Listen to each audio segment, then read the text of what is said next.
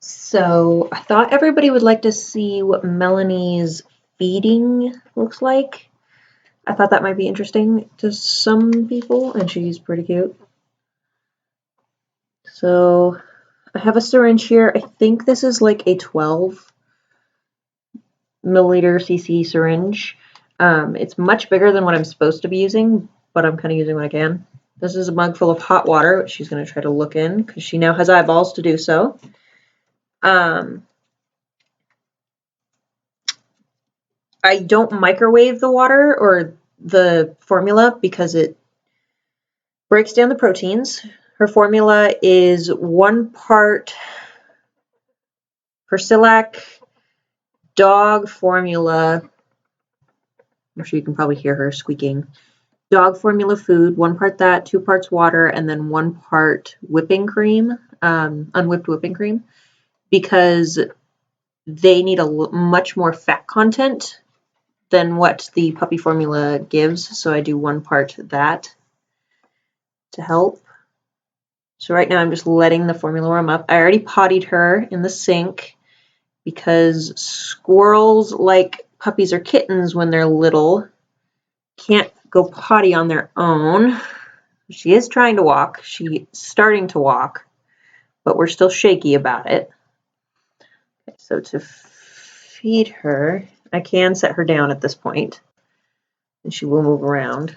So to feed her, take a washcloth, help hold on to her because she's very, very wiggly, as babies are. I'm sure you can probably hear the squeaking. Here you go. Here we go. Here we go. Here we go. And she's going to reach out and grab it. And I'm just going as slow as I possibly can because they will inhale way too much at once. That's why you can't use like a nipple or like just a bottle, because she will inhale the formula and end up getting pneumonia, which, I mean, because it is such a big syringe and because I am working with what I have, she does sometimes end up blowing bubbles out of her nose. And I have to, stop. And I know, it's so exciting to eat. Here. I know. Because I don't want to eat. I do want to eat, but I'm so excited. She is standing up at this point. You can't really see, but that was all her, just standing up. I'll put it down so you can see more of what I'm doing. Come here. Here.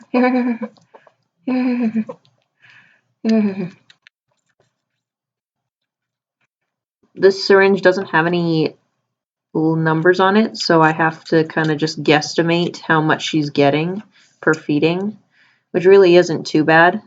She does stop ever often to kind of lick her lips because she gets it on herself. I just let her take a break. It's not supposed to be hurried. I found her 20 days ago exactly. She wants to know what's in this cup for some reason. I'm not sure what her obsession is with that cup. And I'm guesstimating, because her eyes opened this week, she is about 4 weeks old at this point. So 20 days when I found her, what would that be? If I found her 20 days ago, I can't math right now. That means she was about a week old when I found her. And at that point, I was feeding her every 2 hours, except at night. And just doing my best. When I found her, I wasn't sure she was going to survive. I just kind of expected, these things happen. They don't survive all the time. You ready for more? I just let her take breaks. She pushes it away and then goes right back to it. And I'm just trying to make sure I go as slow as possible so that we don't end up with her sneezing out formula, because that risks her getting pneumonia. I am not super, I've raised kittens and I did a bird once, but I mean, squirrels are totally different. They're a lot more sensitive. I mean, it's no different than trying to nurse a rat back to life. I mean, it's just a lot more intensive and a lot more there's a lot more risk involved. And she's doing very well, surprisingly. Not due to me, more due to just her durability, because I mean, I learned everything I did off the internet.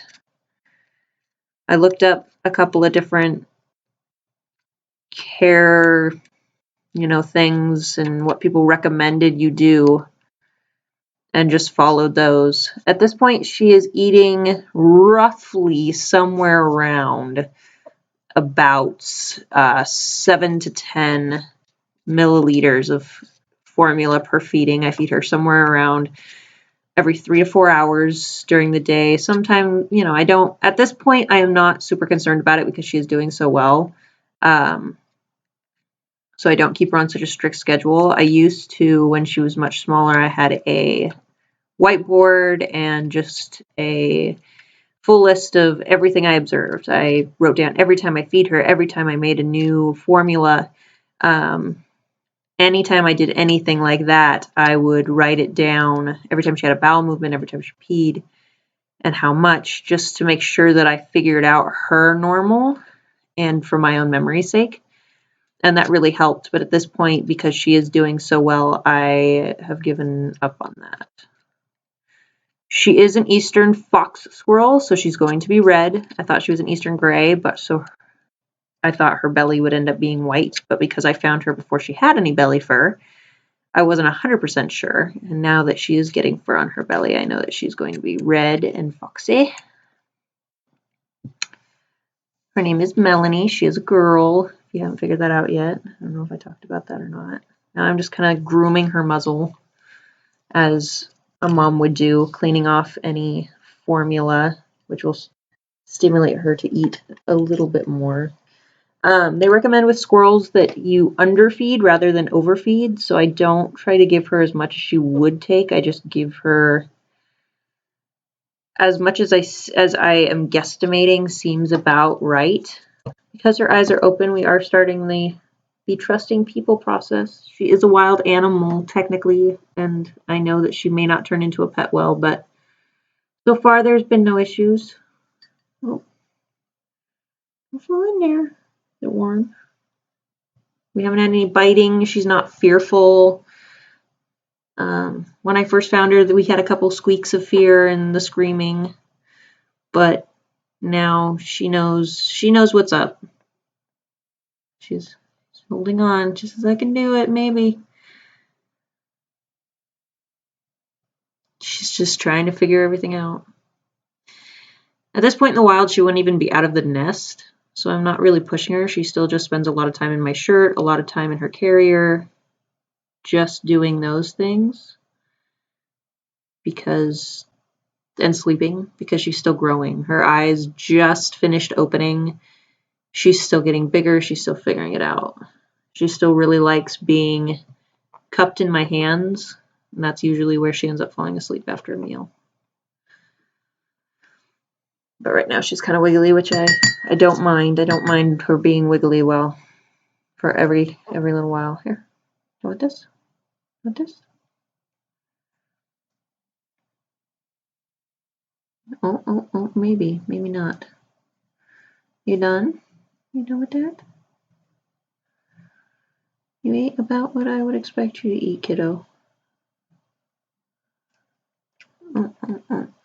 Maybe.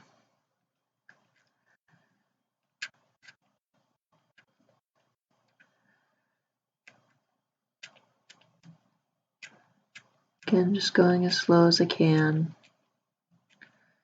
Just so that the risks of aspiration are diminished, which is where she just sucks in so much that she ends up inhaling it, and then it comes out her nose. Her little claws are very sharp. Her little hands are very person-like, which is kind of creepy sometimes. There we go. There's a meal. I will probably end up going and potting her again in the sink, which I just use a Q-tip and just stimulate her bits to help her go potty. Oh. And there's Melony.